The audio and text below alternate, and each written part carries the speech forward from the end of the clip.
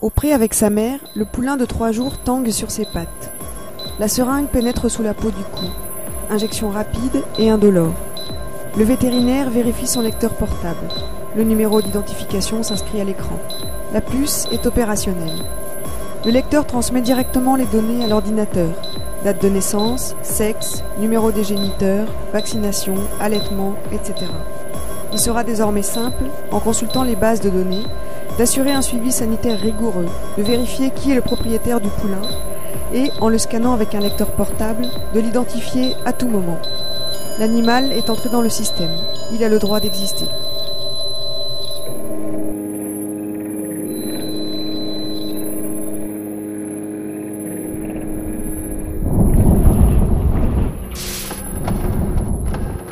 Amis citadins, vous ignorez sans doute ce que les agriculteurs, éleveurs et ruraux savent déjà. Les RFID envahissent nos vies pour les contrôler. Non seulement en transformant les animaux en machines communicantes, mais en implantant dans chaque chose, chaque être, un mini mouchard électronique. Mais pas de panique. Vous n'avez rien à vous reprocher.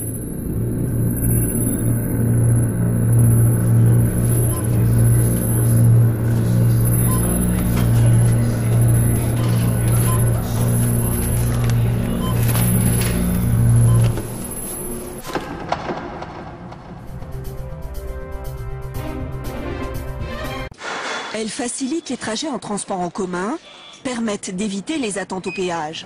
Implantées à même la peau pour tracer les chevaux de course ou dans un bracelet pour veiller à la sécurité des nouveau-nés, les puces électroniques envahissent notre quotidien.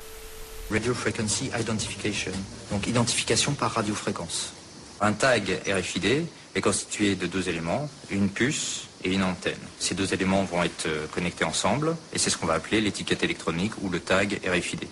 À partir de là, on va avoir un système émetteur ou récepteur, qui va s'appeler la station de lecture, qui va permettre de communiquer avec cette étiquette.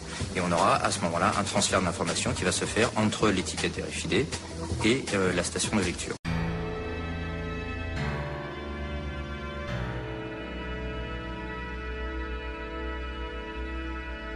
Les progrès techniques sont des choses qui apparaissent lentement.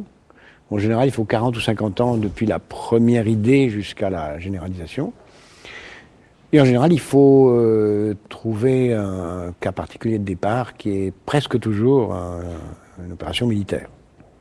Dans ce cas-là, on ne manque pas à cette généralité. La RFID que vous avez parfaitement décrite comme étant une façon de reconnaître à distance un objet ou de l'identifier sans avoir lui demandé de sortir sa carte d'identité. Pour un objet, c'est rare qu'il ait une carte d'identité sur lui.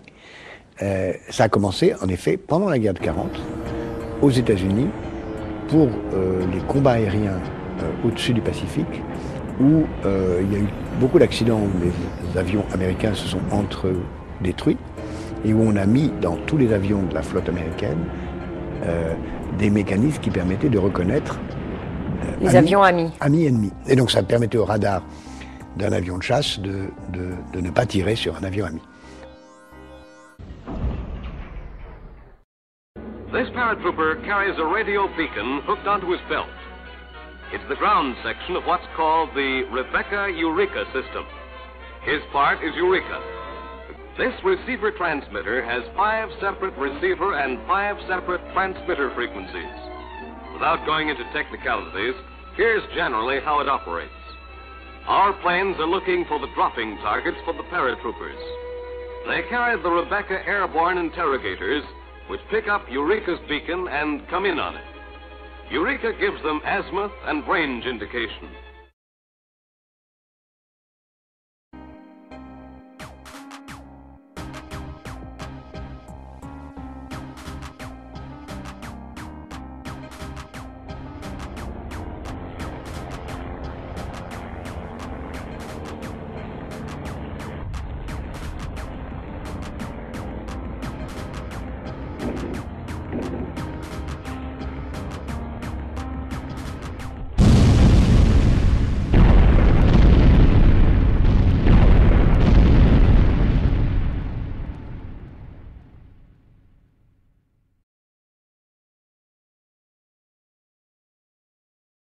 Principe de base. Alors, À quoi c'est utile? En logistique. En logistique, vous mettez un RFID sur chaque boîte de conserve et vous pouvez savoir quel est l'usage, où est-ce qu'elles sont, chaque palette, où est-ce qu'elle est dans les déplacements. Vous mettez sur les animaux des puces RFID qui permettent de savoir, d'avoir une traçabilité en fait à la fois dans le prêt, à l'étable et même après jusqu'au niveau du découpage de l'animal. Vous pouvez avoir une traçabilité. Vous avez à juste titre employé le mot traçabilité. C'est évident que l'essentiel des utilisations de cette technologie, au départ, porte sur la traçabilité. Tout ce que vous avez décrit, c'est la traçabilité, soit des objets, soit des personnes. Donc, tout ce qui va être de plus en plus nécessaire à suivre à distance, savoir ce qu'il devient, permettre de connaître l'évolution des produits, les localiser. Et c'était très intéressant. Mais ce que j'ai beaucoup apprécié aussi, c'est l'intervention de M. Moreau, de la DGE, parce qu'il a bien fait comprendre combien était reconnu le pôle traçabilité de la Drôme, Valence Drôme, et il nous a bien laissé entendre que quand même, puisqu'il y a une candidature donc pour être pôle traçabilité nationale et que finalement nous avions beaucoup d'atouts pour oser prétendre être lauréat de ce pôle et être dans quelques temps reconnu comme pôle national au niveau de la traçabilité, ce qui donne encore plus d'envergure à notre pôle et surtout ce qui justifie les engagements qu'ont eu dès le début, que ce soit la région, que ce soit le département de la Drôme et l'agglomération valentinoise, pour d'abord soutenir le pôle traçabilité. Ensuite. Un bon exemple, c'est les tags dans les pneus, qui vont permettre d'assurer la traçabilité des pneus au niveau de l'utilisation par le client. Vous pouvez nous présenter des choses concrètes? Oui, alors en fait, en mettant des petites bornes de ce type-là, oui. Par exemple dans un service d'urgence, donc on dispose quelques bornes comme ça peut aller jusqu'à une par pièce. Et puis en équipant les patients de quelque chose comme ça, un bracelet, en fait sur le bracelet hôpital, nous ajoutons cette petite montre dans laquelle est embarqué le RFID actif. D'accord. Et sur cette base-là, le bracelet est détecté par la borne dans un rayon d'environ 30 mètres. Bonsoir, aujourd'hui on est au Crystal Lounge pour vous parler d'une nouvelle technique, celle du RFID qui se vend comme les techniques de la soirée de demain. On parle de one-to-one en bas, alors on va aller voir tout de suite de quoi il en retourne. Bienvenue, parce qu'aujourd'hui c'est une soirée sur l'innovation, c'est une soirée sur l'innovation live à 361 degrés. Donc aujourd'hui pour nous c'est l'occasion de présenter à la fois le panel de l'offre Skyboard, sa richesse de contenu, sa richesse de brand content. C'est aussi un moyen de prouver ce que c'est que ce marketing personnalisé, ce vrai one-to-one. Nos invités se sont inscrits sur les sites Skyboard. Ils ont tous reçu un badge RFID, une technologie qui est nouvelle et qui permet de vraiment faire du one-to-one dès le début de la soirée. Normalement, bonsoir François Gomez. Je suis reconnu immédiatement grâce à ce badge. On est vraiment dans l'expérience one-to-one.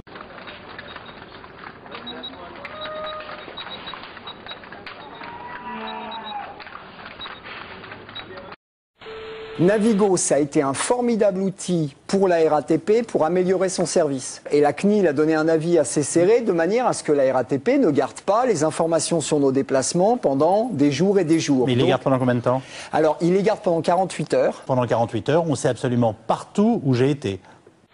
Olivier Desjeux, vous êtes directeur d'Ingecom et vous avez développé un produit tout à fait étonnant. On va se trouver dans la configuration d'un centre commercial et on va prendre un panel de consommateurs volontaires. Alors prenons l'exemple de cette dame qui va être munie volontairement d'un badge et qui va aller faire ses courses dans les différents magasins d'un centre commercial. Et à chaque fois que la dame passe dans le magasin, elle est repérée par le contrôleur qui transmet l'information en temps réel. Donc on saura combien de temps le consommateur volontaire aura passé dans chacun des magasins, quand il sera rentré, quand il en sera ressorti et vers quel magasin il sera allé par la suite.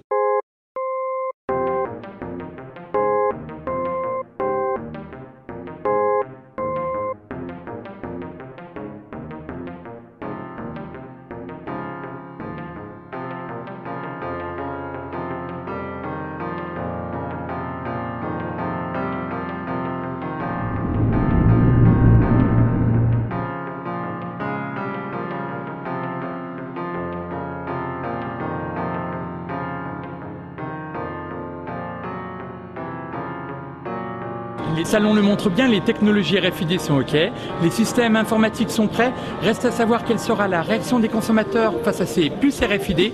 Et là, il faudra une bonne dose de persuasion de la part des distributeurs et de leurs fournisseurs.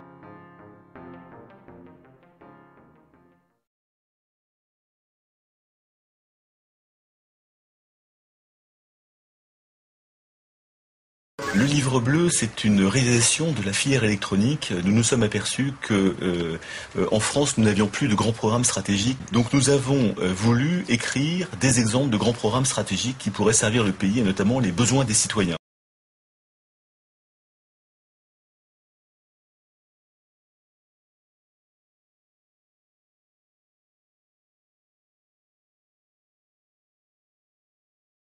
On préconisait l'utilisation de ces techniques modernes de carte à puce, d'identification et donc de biométrie dès le plus jeune âge, donc dès l'école maternelle. Alors ça a fait hurler, je dirais, quelques personnes en disant mais c'est scandaleux, mais pourquoi vous mettez ça dès l'école maternelle, c'est de l'embrigadement, etc.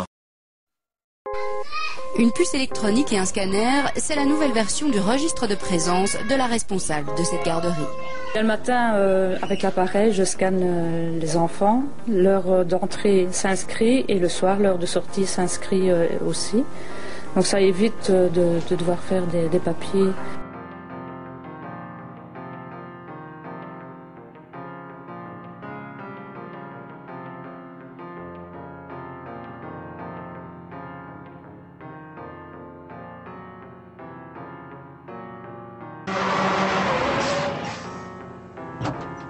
Vous pouvez m'expliquer ce que vous faites au milieu de la route? Je suis du centre d'idées. Vous êtes perdu. Vous allez à Fresno. Fresno, exact. C'est la route d'Albuquerque. Comment savez-vous qu'on est perdu? Les colis nous le disent. Les colis? RFID, il y a des puces sur les colis. Pour suivre la cargaison. Les colis savaient qu'on était perdu. Peut-être que les colis devraient conduire. Très drôle.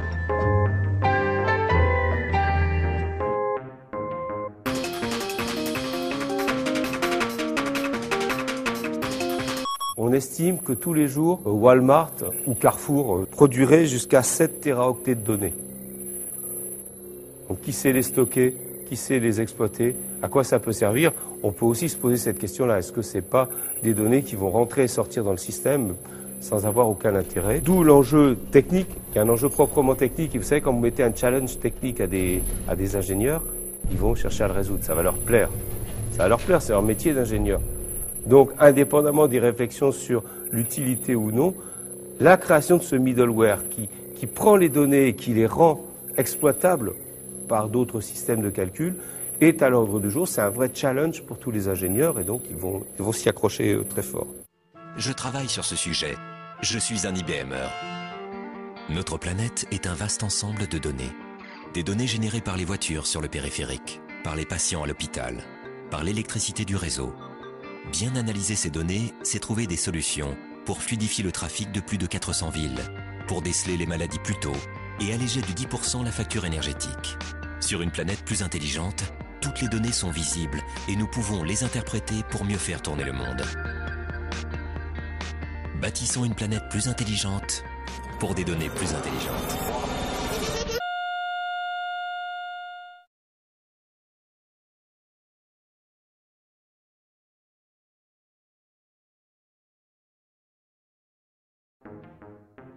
In 1933, there was no computer. What there was the IBM punch card system, which controlled and stored information based upon the holes that were punched in various rows and columns. Naturally, there was no off-the-shelf software as there is today. Each application was custom designed, and an engineer had to personally configure it. Millions of people of all religions and nationalities and characteristics went through the concentration camp system. That's an extraordinary traffic management program that required an IBM system in every railroad direction and an IBM system in every concentration camp.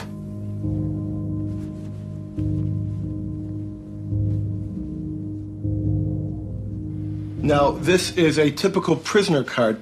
There are little boxes where all the information is to be punched in. We compare this information to the code sheet for concentration camps. And here you see Auschwitz is 1, Buchenwald 2, Dachau is 3. Now, what kinds of prisoners were they? They could be a Jehovah's Witness for 2, a homosexual for 3, communist for 6, or a Jew would be 8.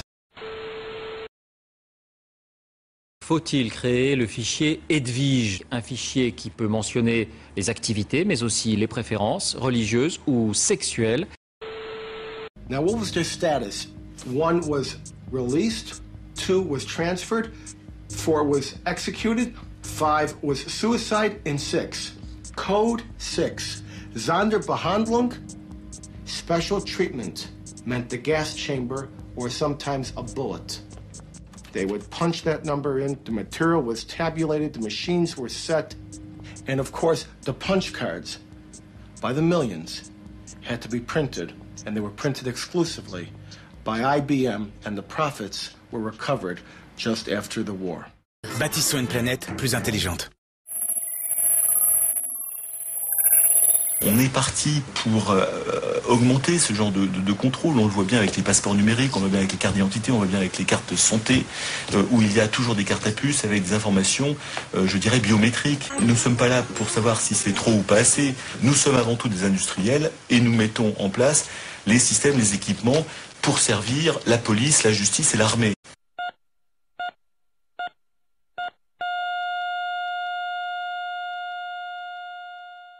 In the future, every square inch of every city will be alive with intelligence. Because every street and every building will have a network of microcomputers built right into them. Dr. Chris Piester calls it smart dust. A smart dust particle or mote is a wireless sensor with sensing, computation, communication, and power in one package. These all-in-one microcomputers will be small, very small. The size of a mote today is about the size of a grain of rice. Tiny specks of computer smart dust will form a vast invisible network that can help manage the infrastructure of even the largest city. Smart cities in the future will take this low power, inexpensive, small technology and basically distribute it everywhere. Mais maintenant, on va parler presque directement des producteurs de données, c'est-à-dire des capteurs, de tous les objets qui sont capables de plus en plus de se connecter directement à l'Internet. Alors tout le monde rigole sur le frigidaire qui fait les commandes directes à Carrefour, en fonction des usages.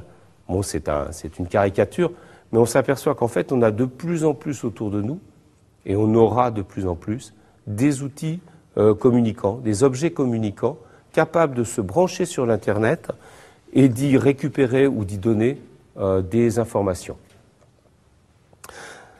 Ça se fait principalement par les réseaux hertziens, soit en mode Wi-Fi, soit avec des systèmes, des mesh networks, c'est un système qui s'auto-reconfigure. On peut imaginer des systèmes capables d'émettre à une distance d'1 mètre ou 2 mètres et qui vont être capables de repérer le nœud le plus proche dans cette distance-là et de reconstruire comme ça un réseau qui, à un bout de la piste, va être connecté à l'Internet. Et donc, imaginez des capteurs comme ça, par exemple des capteurs environnementaux, des capteurs qui calculent le taux de dioxine, des capteurs pour le taux de CO2, la température, enfin.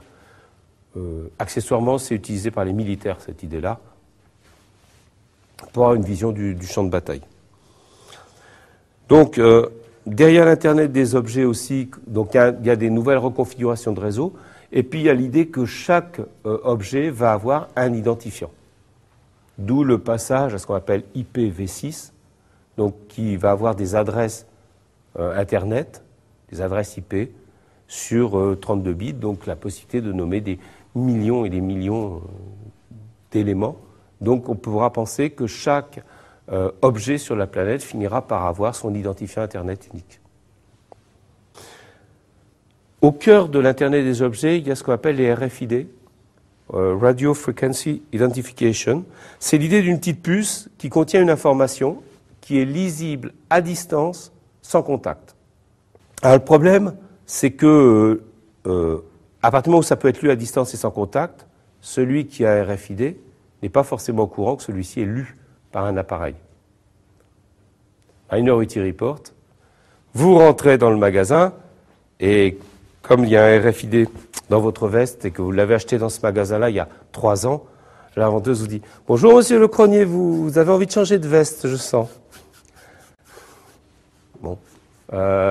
On peut imaginer toute une série donc, de modèles à la Minority Report comme ça, où nos objets nous trahiraient en permanence pour inciter donc, des systèmes d'influence, etc. Il y a aussi l'idée que l'usager ne va pas être averti du transfert de données le concernant. Alors ça, c'est un vrai problème de gouvernance, hein, c'est un problème de définir la société que nous voulons et de ne pas la laisser définir par les gens qui font du code ou des objets. Il y a besoin d'y réfléchir profondément. Je garderais bien d'avoir des solutions au jour d'aujourd'hui, mais je sais que si on n'y réfléchit pas, ça peut se retourner contre les individus.